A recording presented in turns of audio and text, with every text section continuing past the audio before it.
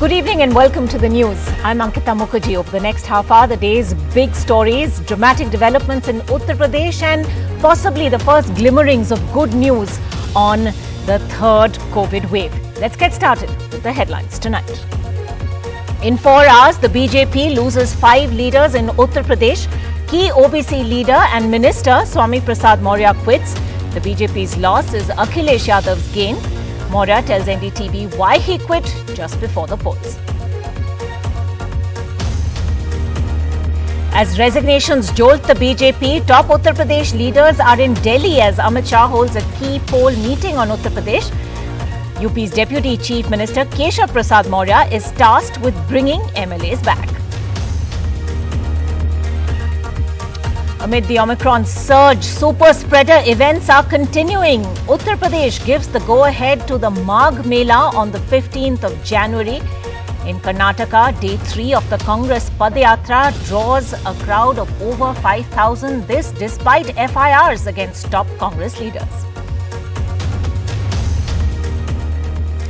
Is Mumbai now beginning to flatten its curve? COVID cases fall for the 4th straight day. Positivity rate is down to 11.58% from 30% just 4 days ago.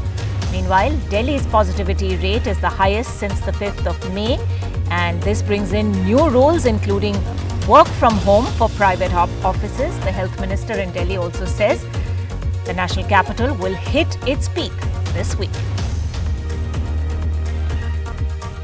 The government has extended the deadline for filing income tax returns to the 15th of March. A new notification is issued by the Department of Revenue of the Finance Ministry. Earlier, the last date had been the 31st of December. The Government of India has now become the largest shareholder in Vodafone Idea after the We board votes to convert debt into equity. Government of India gets 36% stake, but a big thumbs down from investors. The stock crashes 20%. Widespread youth disengagement will negatively impact India's social stability, individual well-being and economic productivity, says a worrying World Economic Forum report on the challenges confronting the world in 2022. Other factors to watch out for in India: fractured relationships with neighbors, debt crisis, the failure of technology governance and digital inequality.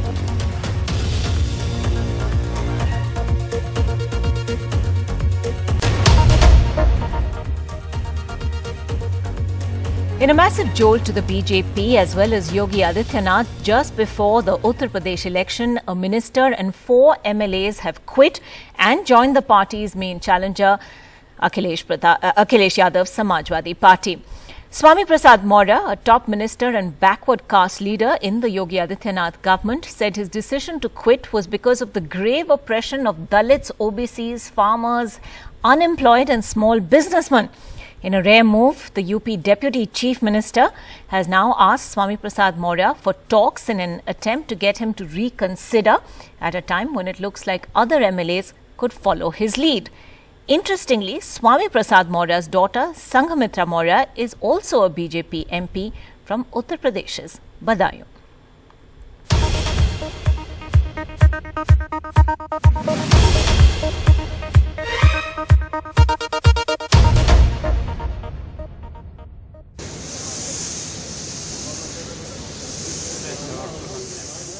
While Chief Minister Yogi Adityanath and his top leaders arrived in Delhi for an election strategy session, a shocker back home in Lucknow. A key minister and strongman from eastern UP quit the party. Along with him, 4 other BJP MLAs. From this image tweeted by Akhilesh Yadav, Swami Prasad Maurya's destination seems clear. The tweet welcomed Maurya and his supporters to the Samajwadi Party. योगी सरकार के मंत्रिमंडल से मैंने मंत्री पद से इस्तीफा दिया. The minister told NDTV he quit because he felt the BJP neglected backward castes. Uttar Pradesh के जनता के हितों की अनदेखी कर लगातार उनके विरोध में काम सरकार करती रही. मैंने उचित प्लेटफॉर्म पर कई बार उसका विरोध भी दर्ज किया. बात अनसुनी कर दी गई. नतीजा हुआ कि आज मुझे उत्तर प्रदेश सरकार मंत्रिमंडल से इस्तीफा देने का निर्णय लेना पड़ा। Maurya, a five-time MLA and OBC heavyweight, had crossed over from the BSP to the BJP in 2016. His joining had bolstered the BJP's attempts to bring in non-Yadav OBC castes like Maurya's to take on the Yadav-centric Samajwadi Party. Now Akhilesh has been wooing this group, winning over Maurya. And some time ago, another non-Yadav OBC leader, Om Prakash Rajbhar, a former NDA ally. The other MLAs who quit, two of whom are OBCs and one from the SC community, also voiced the same grievance. Ticket की लड़ाई नहीं है, लड़ाई है कि भारत को स्वर्णिम भारत कैसे बनाया जाए, जाति व्यवस्था के शिकार लोगों को कैसे न्याय दिलाया जाए, देश के राजपाट में हिस्सेदारी कैसे दिलाई जाए। सामाजिक न्याय नहीं हो रहा था, बिल्कुल नहीं हो रहा था। UP's Deputy Chief Minister Keshav Maurya tweeted this, saying Swami Prasad should reconsider. But this was Swami Prasad's response. Keshav Maurya बात करने को बोल रहे हैं कि आप बैठ के उनसे बात करें। केशव मौर्य जी को पहले क्यों नहीं याद आया? आज उनको क्यों याद आ रहा है? इस समय तो सभी बात करेंगे, लेकिन जब बात करने की आवश्यकता थी तो इनके पास समय नहीं था। The exit appears to have caught the UP Chief Minister off guard, only bolstering the impression that beneath the BJP's massive publicity blitz, resentment simmers against Adityanath. This could be one reason why Prime Minister Modi is increasingly becoming the face of the BJP's campaign in Uttar Pradesh. But will that be enough to check more exits is unclear. With Saurabh Shukla and camera person Vineet Verma, this is Alok Pandey, NDTV. The tremors in Uttar Pradesh came as top UP leaders, including Chief Minister Yogi Adityanath, are attending a key election meeting in New Delhi with Home Minister Amit Shah as the BJP shortlists its probable candidates for the initial phases of polling in the state. Deputy Chief Minister Keshav Prasad Maurya and UP BJP Chief Swatantra Dev Singh also attended the meeting, besides several other leaders, along with National President JP Nadda, who's contracted COVID and therefore attended that meeting virtually. Official sources said the party's campaign, especially in view of the Election Commission's decision to ban rallies and road shows, also came up for discussion alongside other aspects of strategy. Meanwhile, the Nationalist Congress Party is in talks with Mamata Banerjee's Trinamool Congress and the Congress to fight the Goa Assembly elections together. That announcement made by the NCP chief Sharad Pawar today. Goa goes to vote on the 14th of February. Goa Congress Party, Trinamool Congress, Rashtrapati Congress, इनमें discussion चालू है और मुझे विश्वास है कि आगे 2 दिन में इसका अंतिम निर्णय हो जाएगा। बात अच्छी है कि उत्तर प्रदेश में कांग्रेस से आगे लड़ाई नहीं है। जहाँ तक मैंने अखबार में पढ़ा कि कांग्रेस पार्टी सभी कॉन्टेस्ट करने के लिए लगी है, तो उनका अधिकार है। इस बारे में हम कोई रिएक्ट नहीं करते। कोई पॉलिटिकल पार्टी हो वो सोच सकती है, तय कर सकती है कि अपने आगे की नीति क्या है। वही स्थिति गोवा में होगी तो हमें कोई शिकायत नहीं।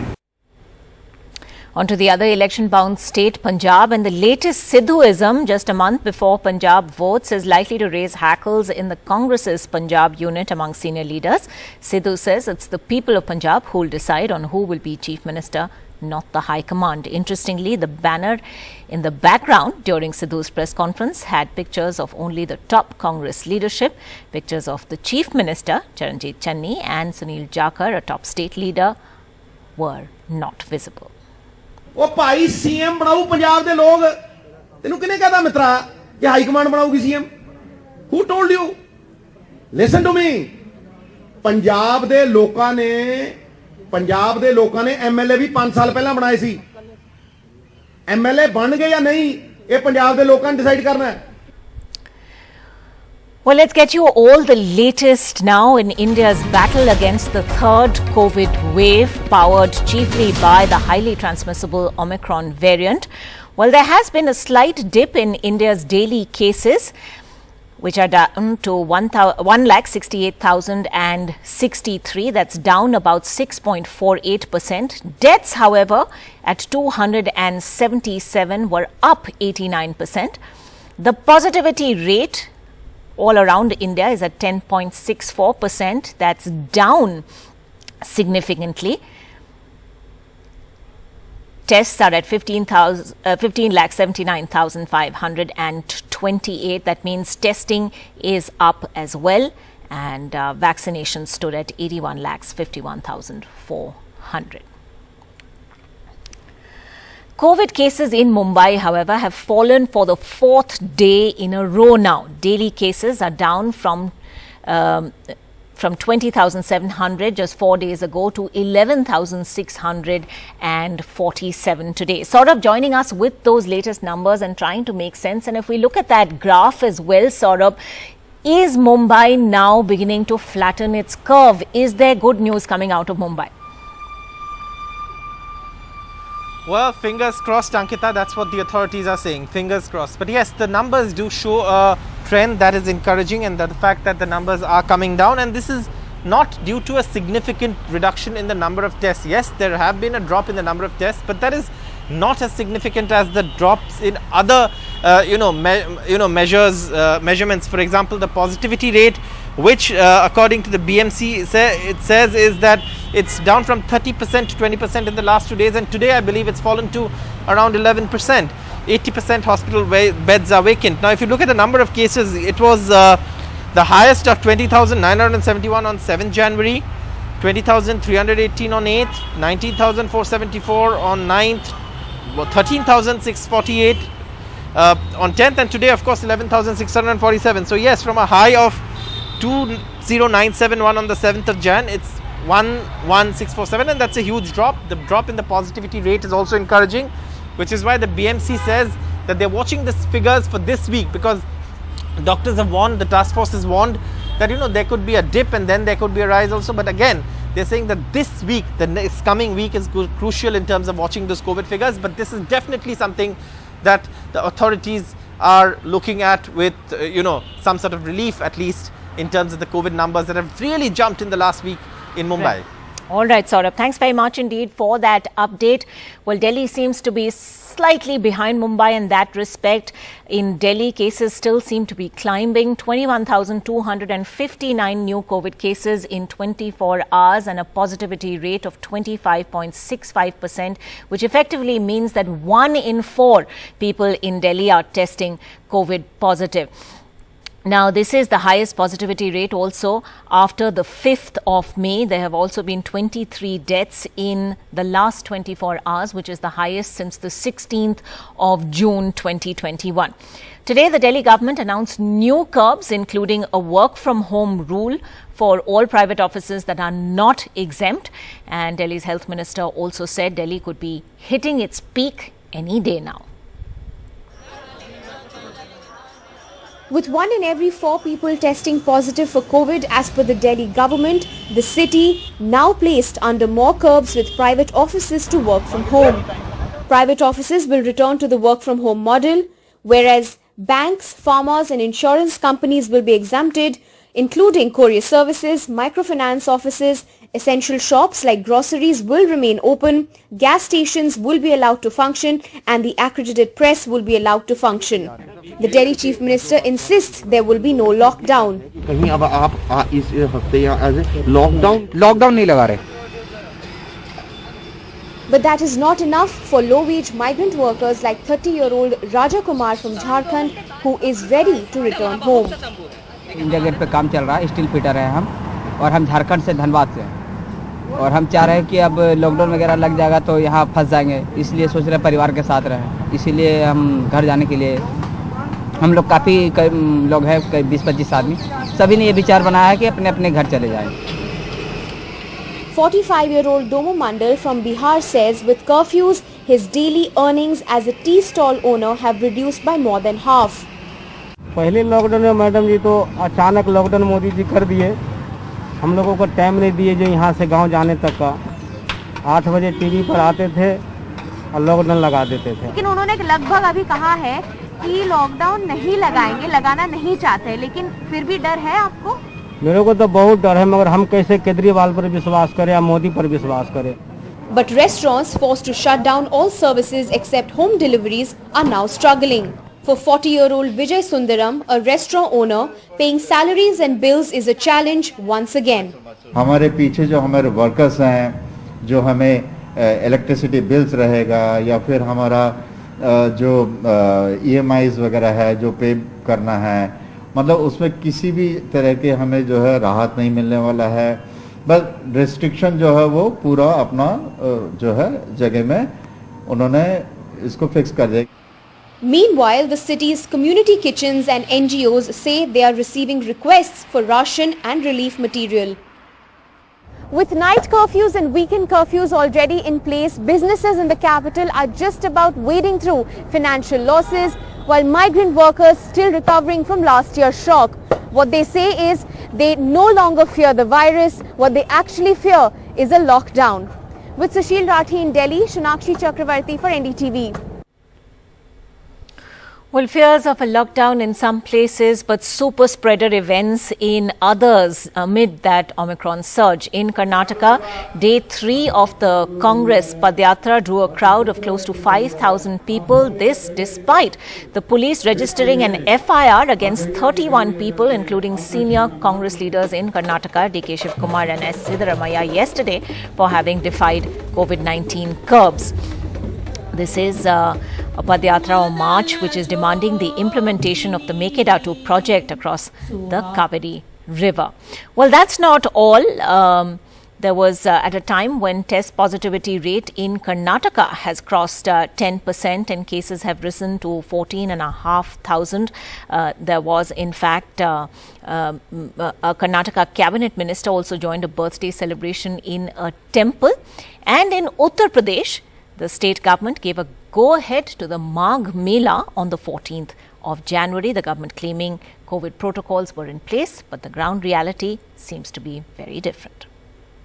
A possible super spreader event in UP's Prayagraj with hundreds of unmasked people arriving at the famous Sangam for the Magh Mela, a 45-day annual event starting on Friday. Active COVID cases have gone up 9 times in Prayagraj in the past week, from 92 to 737, and 10 times across the state, from 3,173 to 33,946 cases. But the Adityanath government is going ahead with the big Makar Sankranti Snan or bath on day 1, where lakhs will take a dip at the Sangam.